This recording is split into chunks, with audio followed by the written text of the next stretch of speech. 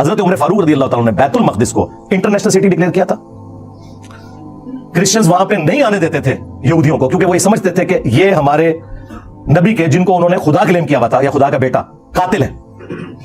حضرت عمر نے پہلی دفعہ اسے انٹرنیشنل سٹی ڈکلیئر کیا, اور ایون وہاں پہ جو ان کی متبرک جگہ تھی وہاں نماز بھی نہیں پڑھی کہ بعد میں مسلمان اس کو مسجد نہ بنا لیں. نماز انہوں نے الگ جگہ پہ پڑھی. مسجد اقصیٰ الگ ہے یروشلم میں, اور جو ڈوم آف دا راک ہے جس چٹان سے نبی الاسلام چلے گئے معراج شریف پہ, وہ الگ سے جس پہ گولڈن ڈوم بنا ہوا ہے. اور جو اس طریقے سے ان کے جو متبرک جگہ ہے وہ الگ سے, وہ ساری کی ساری وہ پورا پریمیسز جو ہے نا وہ حرم ہے.